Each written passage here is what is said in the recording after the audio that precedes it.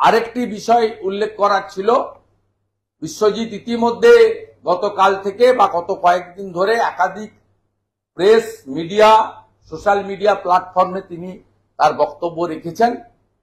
এই ভাইয়ের একক লড়াই এবং আত্মসমর্পণ না করা লড়াই,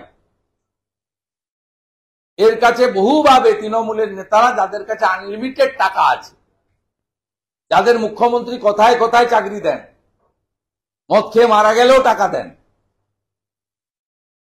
তৃণমূলে মরে গেলেও চাকরি, এর কাছে একাধিক চাকরির অফার ছিল। আমরা কিচ্ছু দিতে পারি, কিচ্ছু দিতে পারিনি, ওর চাওয়াও নেই কিছু। ও কমপ্লিট যে লিগ্যাল ব্যাটেলটা করেছে, সিবিআই কে বাধ্য করিয়েছে সাপ্লিমেন্টারি চার্জশিট দিতে, এবং এর লড়াইয়ের ফলেই সিবিআই লড়ে বসেছে। এর লড়াইয়ের ফলেই বীরভূমের সদাইপুরে যারা বেল পেয়েছিল তাদের বেল ক্যান্সেল করিয়েছে সিবিআই গিয়ে সুপ্রিম কোর্টে। আমরা মনে করি বিশ্বজিৎ হচ্ছে এই লড়াইয়ের একটা প্রেরণা। আজকে ঠিক যেভাবে ডাক্তার বোনের বাবা এবং মা লড়ছে, আমার বিশ্বাস তিনিও ঠিক একইভাবে। আমি সেদিন নবান্ন অভিযানের প্রস্তুতিতে বলেছিলাম যে বিশ্বজিতের লড়াই দেখে আমরা উৎসাহিত, ডাক্তার বোনের বাবা মার এই হারমানা লড়াই তো তিনিও জিতবেন। তাই আজকে নারকেলডাঙ্গার ওসি সহ 3 জন গ্রেপ্তার হওয়ার পরে এই বাংলার যারা চটিচাটা এবং গুন্ডা দাঁড়িয়ে গেছেন, তোলাবাজ গুন্ডা, পুলিশ, ওসিআইসিরা, এসপিরা, তাদেরকে একটা হুঁশিয়ারি দিতে চাই, আপনাদেরকে কেউ বাঁচাতে পারবে না। 57টা মার্ডার, 12,000 ইনসিডেন্টের এফআইআর, 1 লক্ষ লোককে ঘরছাড়া করা, এর হিসাব জবাব অভিজিৎকে দিয়ে শুরু হয়েছে। বিশ্বজিতের লড়াইতে আমরা এর শেষ দেখে প্রত্যেকটা কেসে থাকব। তাই পশ্চিমবাংলায় যারা এখনো 21শে জুলাই ডিমভাত উৎসবে গাড়ি জোগাড় করছেন পুলিশের লোকরা, পূর্ব মেদিনীপুরের ডিএম তো 200 বাস ভাড়া করে দিয়েছে তৃণমূলকে, সব জেলাতে করছে। এদের বলবো, আপনাদের ট্যাক্সের টাকায় বেতন দেওয়া হয়। আগে সিআরপিসি আইপিসির বলতাম, এখন বিএনএস এর অন্তর্গত ভারতীয় সংবিধান মেনে কাজ করুন। আর দ্বিতীয়ত, আইপিএস দেরকে একটা বার্তা দেওয়ার জন্য আমি আজকের এই প্রেস কনফারেন্স করেছি। আরেক কীর্তিমান ভাইপোর এসপি সৌম্যদীপ ভট্টাচার্য, তিনি হাইকোর্টে মুচলেকা দিয়েছেন 2 দিন আগে, ক্ষমা চেয়ে, আনকন্ডিশনাল অ্যাপোলজি।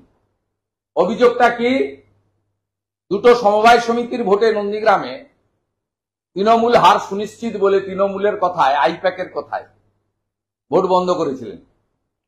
শেয়ার হোল্ডাররা এবং কন্টেস্টিং যারা সমবায়ের ক্যান্ডিডেট তারা হাইকোর্টে এসেছিলেন। হাইকোর্ট এটা কড়াভাবে ধরেছিলেন, ওনার পার্সোনাল অ্যাপিয়ারেন্স করে দিয়েছিলেন।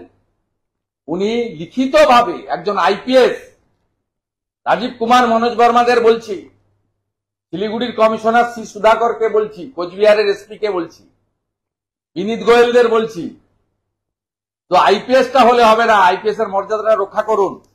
রুল 6 পরিষ্কার বলা আছে, পলিটিক্যাল নিউট্রালিটি মাস্ট। আপনি ভায়োলেশন করেছেন সৌম্যদীপ ভট্টাচার্য, তো সবে শুরু।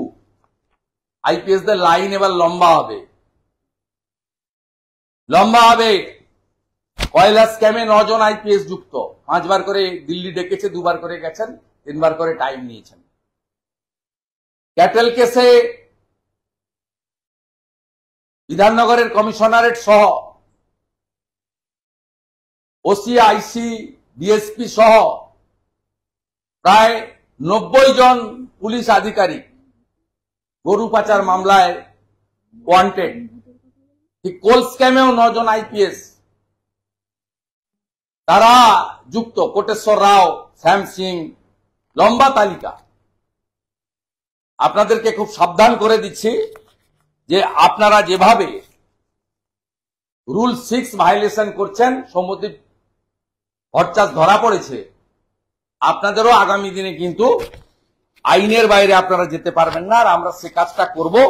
এই বিরোধী দলনেতা, আমি প্রত্যেকটা ইস্যুতে আপনাদের সংবিধান এবং আইনের মধ্যে কি করে চলতে হয়, তার জন্য যা যা করণীয় আমার উইদিন মাই লিমিটেড ক্যাপাসিটি আমি সেটা পারফর্ম করব। বিশ্বজিতের মতো বহু প্রতিবাদী যাদের কিনে নেওয়া যায় না, যাদের মেরুদণ্ডটা এখনো শক্ত আছে, অভাব আছে, মাথাটা উঁচু, তাদের মতো যোদ্ধাদের নিয়ে, অভয়ার মা বাবার মতো যোদ্ধাদের নিয়ে এই লড়াইটা আমরা কিন্তু শেষ দেখে আপনাদের ছাড়বো। তাই সৌম্যদীপ ভট্টাচার্য এবং আইপিএস দের বলবো, রুল 6 মেনে চলার চেষ্টা করুন। মমতা ব্যানার্জির আর তার ভাইপোর পিয়ের বার্তা মেনে কাজ করলে আপনাদের অবস্থা কিন্তু নারকেল টাঙ্গা থানার ওসির মতোই হবে বলছে।